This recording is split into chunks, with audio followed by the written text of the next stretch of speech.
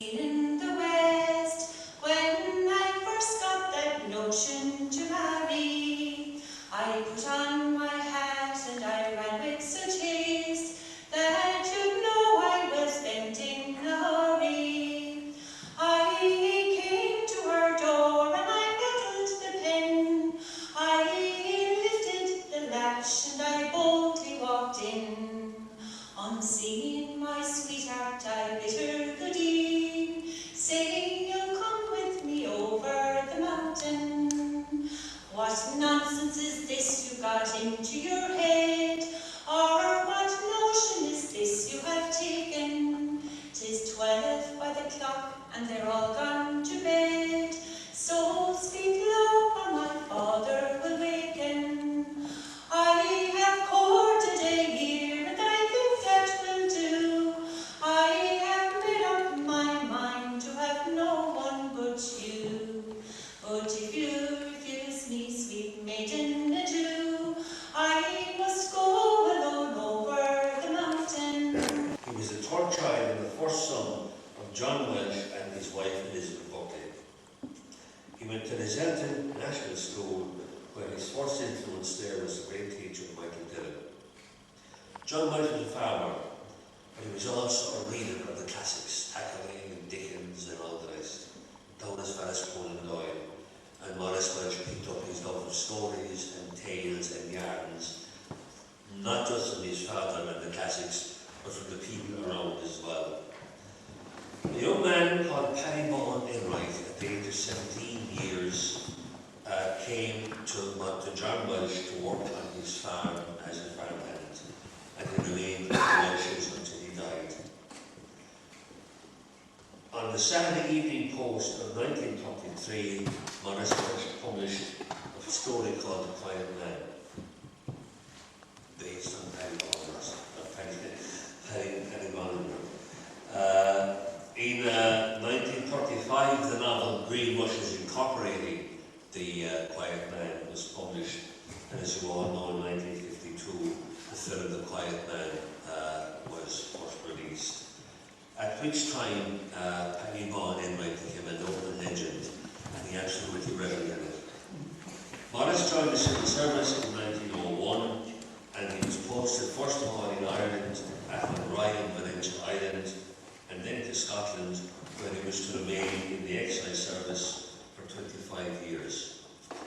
In 1923, his story, The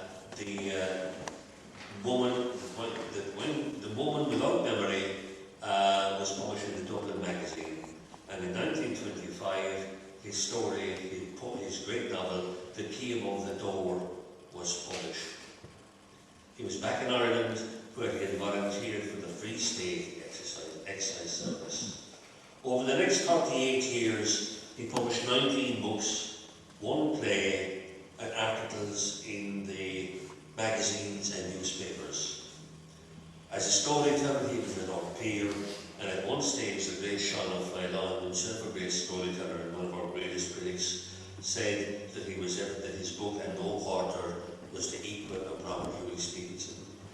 He died on the 18th of February 1964. So that's a brief synopsis of the great man's life. We're very honoured to celebrate him here in Listowel and to remember his people in Ballydonoghue and Zelton, some of whom are here with us tonight. And can I now introduce you to Vincent O'Brien and John McGrath, who will begin the first of 4 readings on the subject of Maurice Walsh and his works. Vincent and John. Above the high shoulders of Slievemish, eastwards the hills of Barna Hedge, the plains of North Desmond, westwards and ever westwards is the lifting plains of the Atlantic Sea. And if your sight is good enough, and light, as the scientists tell us, is curved, you can see the skyscrapers of New York. And below you is the Vale of Trilling, verdant in woods and pastures, shining with running waters. And in the forefront of that is Moybella, where I live. I would live in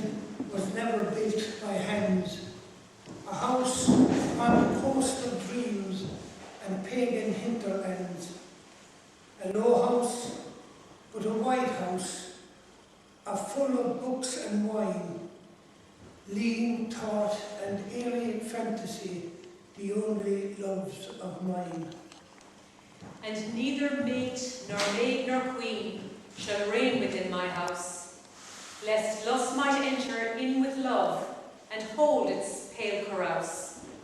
And dreams of love and mist of lust weigh heavy on the mind, that should be lean and limber and quicker than the wind.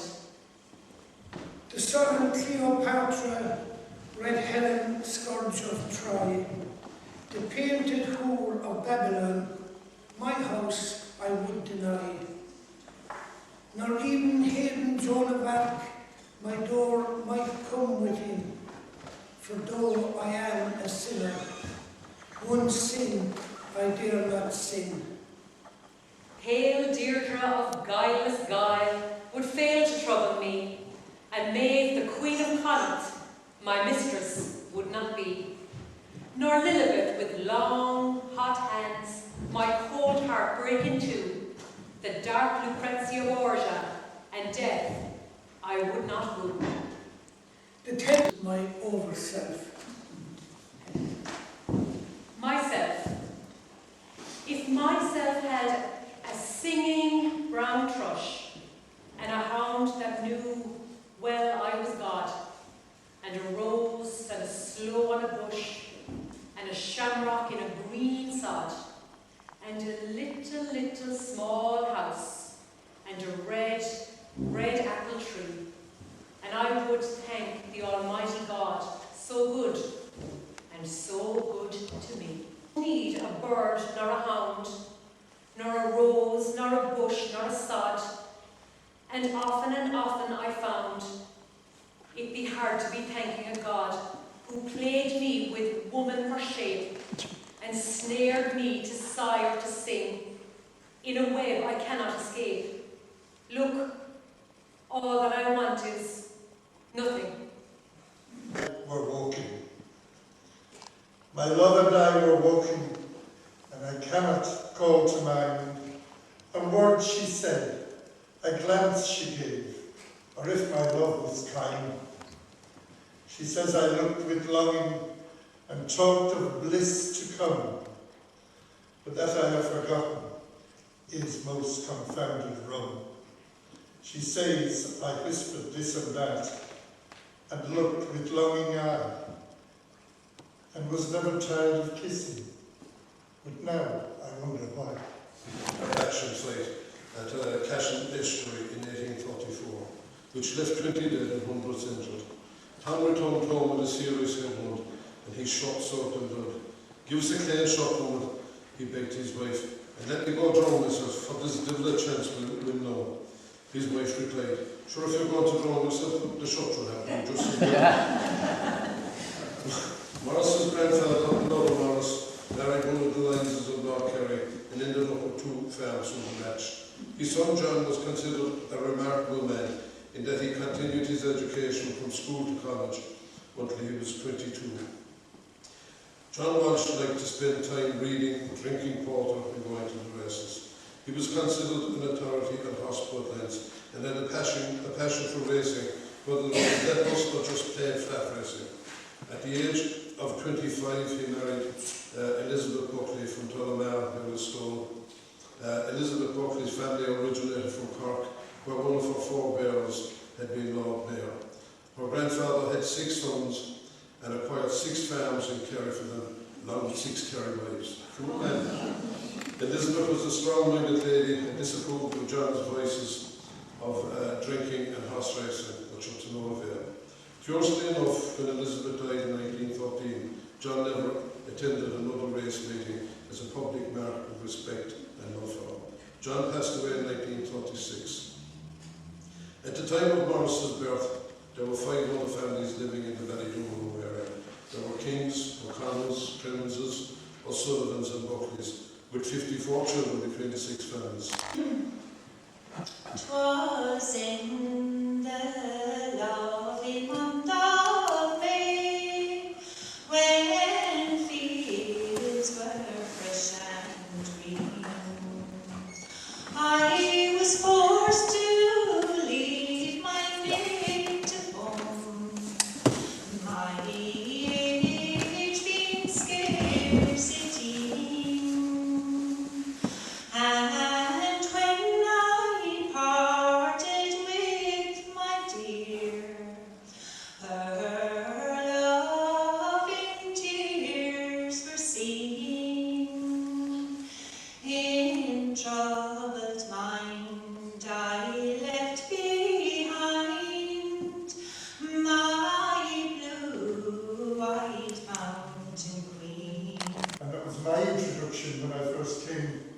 Kerry.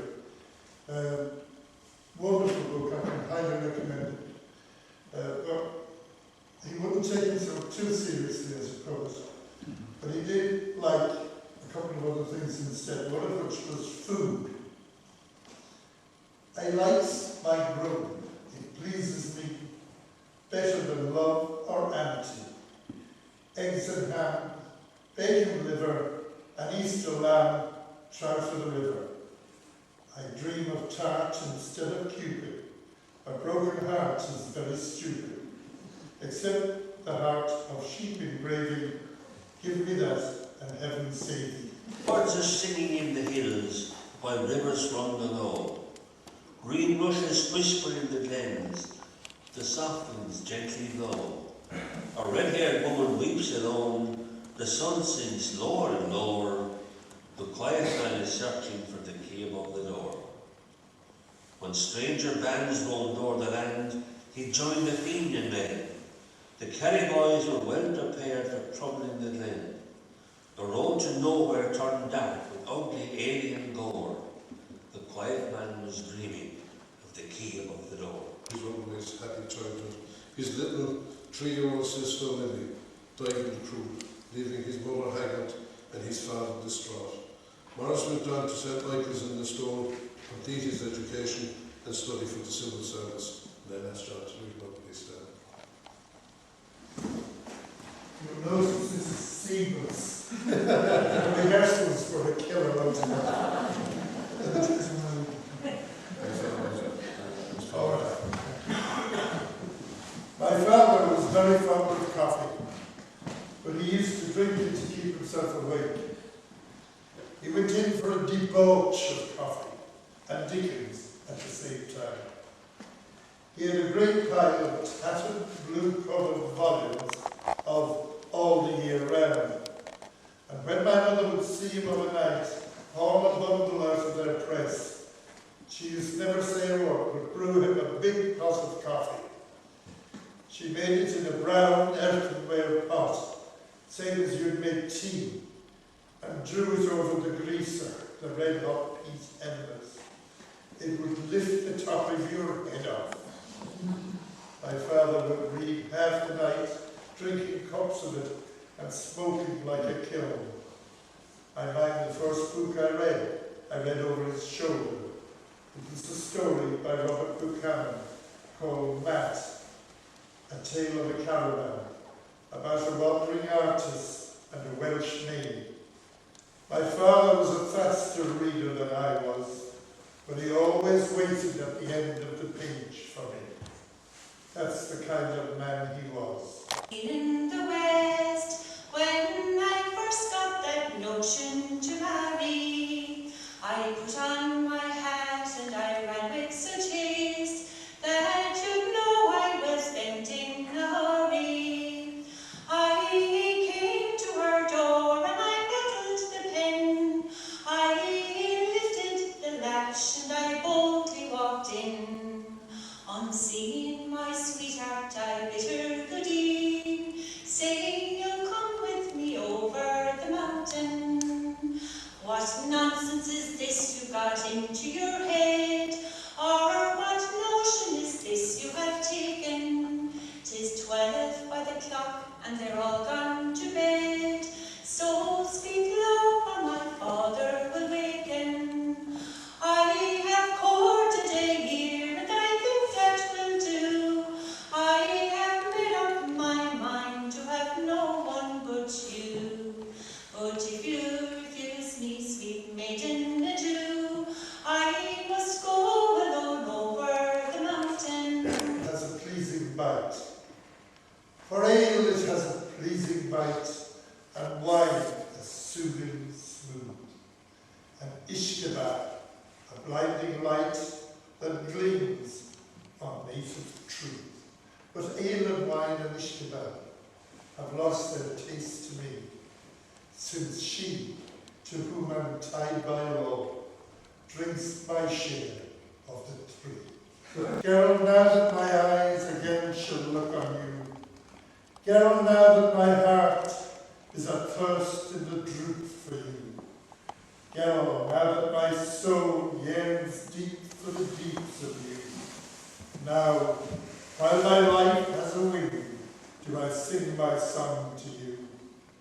Eyes deep as the dark of the sky, eyes bright as the sheen of the sea, face pale with the pallor of dreams, hair flame of red bronze breeze free. I am drowned in your eyes and your dreams, the flame of your hair is in me. Girl, if never my eyes again might look long on you, girl, if ever my heart is drained dry for the truth of you, girl, if ever my soul is lost for the loss of you, still, though my life has no wing, will I sing my song for you. It was a great enemy. Maurice was captain of the Ballydonoghue football team, while Jack was captain of the Ballydonoghue team. Maurice fought Jack 3 times. In the first 2 encounters, Maurice was soundly beaten.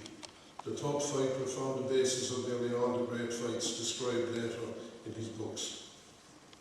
Maurice knew he had to win this tussle, and on first contact, pounded his arch-rival with a crushing left-hander to the body, knocking the wind out of him. After a bloody hard-fought battle, Maurice triumphed and walked away whistling, to the thunderous applause from the passengers on the Listowel.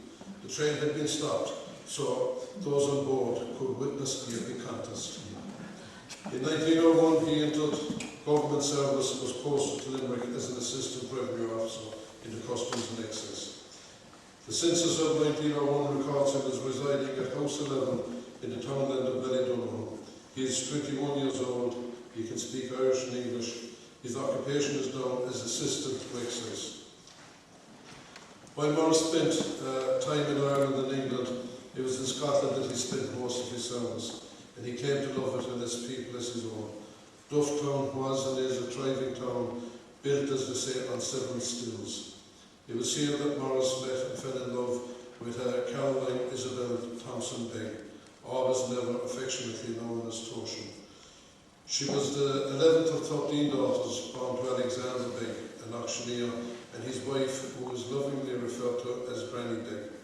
Maurice and Toshin were married on August 8, 1908, in the Roman Catholic chapel in Dufftown. Maurice's brother Tig travelled from Kerry to be his best man.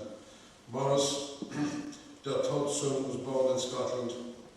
Their first son was born in Scotland in 1909. Their second son, Ian Alistair, was born in Tipperary in 1911. Maurice was transferred back to Scotland in 1913 and remained there until his move back to Ireland in 1922.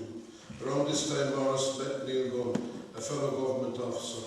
They formed a friendship that lasted their entire lives.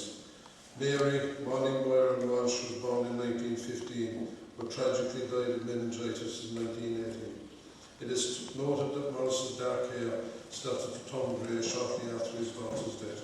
A third son was born in 1919. Maurice returned to work in the Irish Free State in 1922. And Dublin in 1922 was a dangerous place, with the Civil War raging. For safety, Maurice left his family in Scotland, and he wrote, "There was a good deal of sniping after nightfall, and being a cowardly man, I stayed indoors after closing time, and I read and I read and I read. I got tired of reading and thought I might pass the time by trying to recall the glamour of Scotland. So I wrote The Key Above the Door, all about the province of Moray and the Isle of Skye.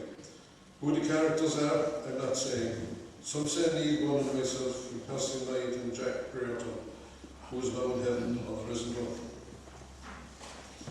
The Key Above the Door was first serialised in Chambers' Journal and published as a book in 1926.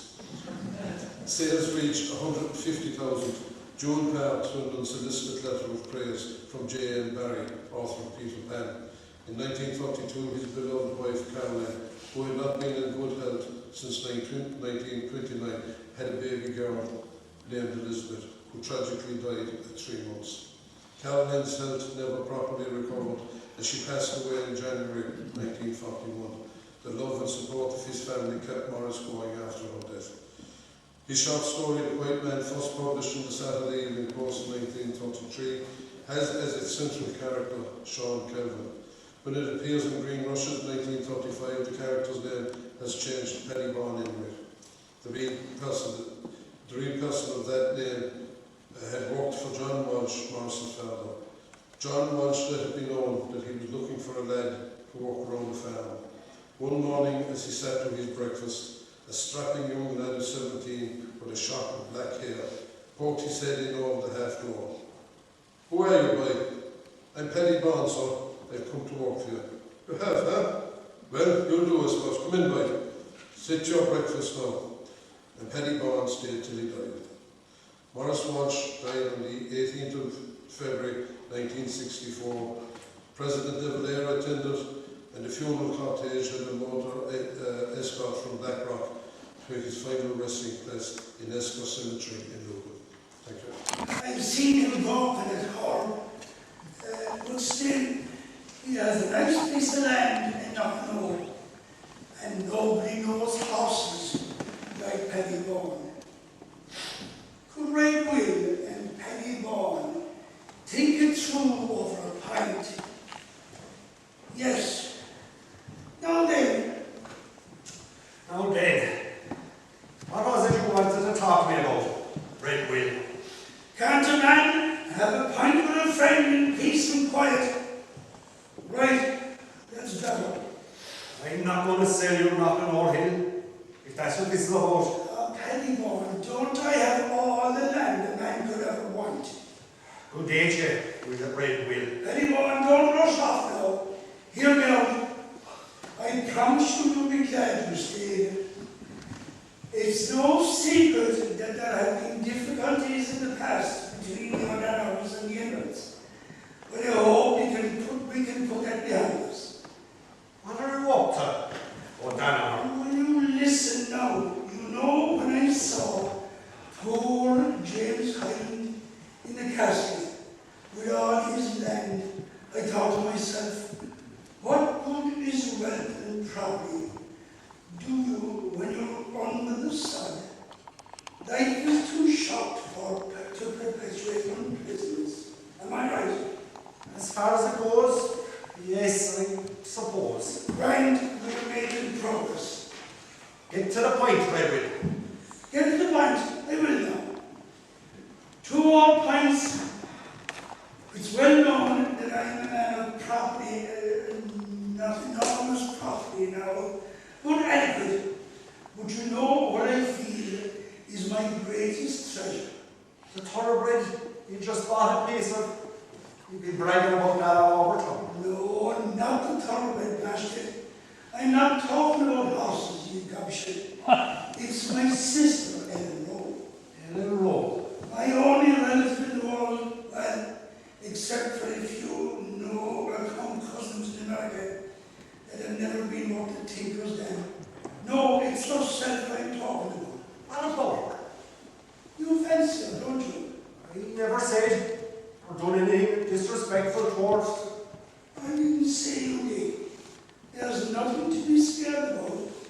The point is, I've noticed you looking at her in church, and there's no secret about the fact that you're sweet on her. That's all I'm saying. I do like her, I will, even if she's your sister.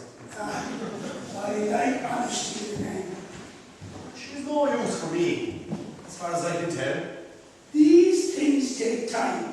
It's not always love at first sight. Don't give up. Has she ever mentioned me to you? Oh, she has plenty of times. Rose is a fine woman. Any man would be proud to have her. I'm satisfied. I think we're close to striking a bargain. Bargain? For the hand of Ellen Rowe. What? Now, as to the dowry, things aren't what you'd say good with the farm right now.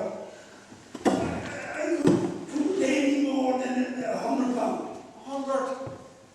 I don't need money to marry Ellen Rowe, Red Will. Is this your first pint today? Surprises you, doesn't it? No, £100 goes with the sister of your dad. A matter of honour. And have you talked this over with Ellen Rowe? What does she say? Is it a bargain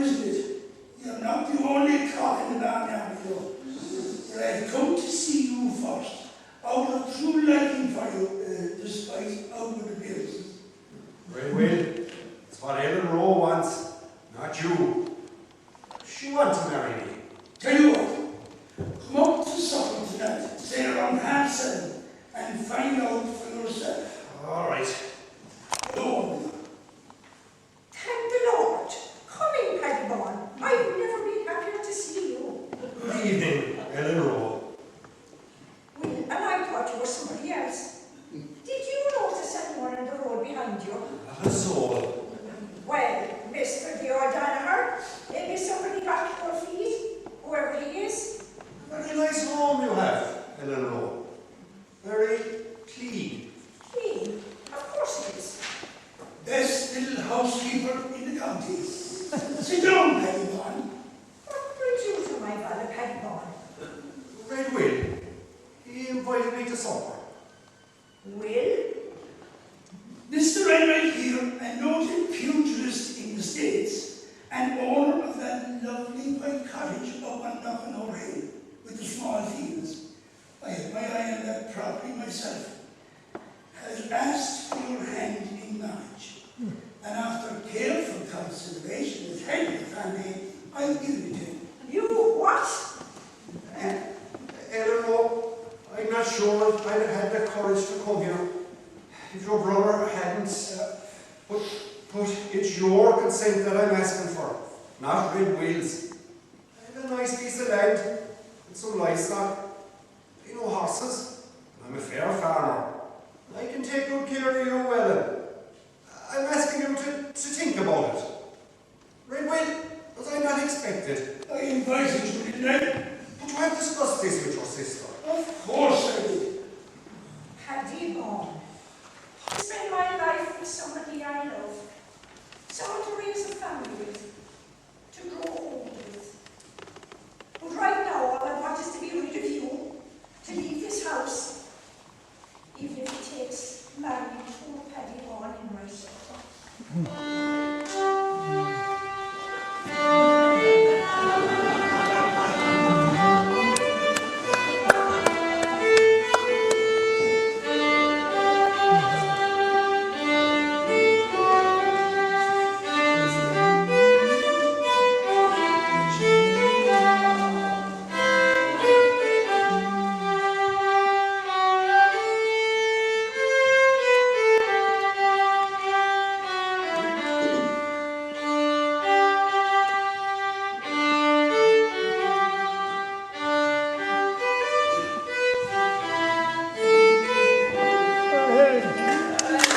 Got married to Paddy Bond in right, and they had a reception in the home of Will O'Donnell, or Will O'Donnell. It was a very simple occasion, very simple.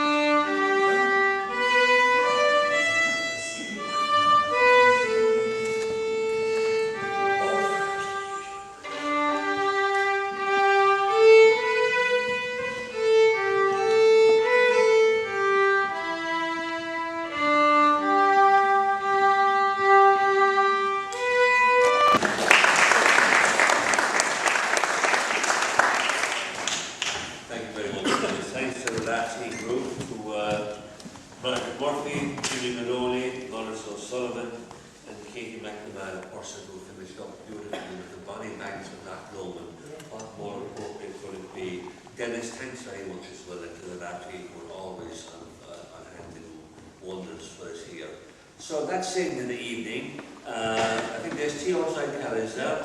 So as we commemorate Maurice Walsh, who died on this day 60 years ago, on this date 60 years ago, just to know and connect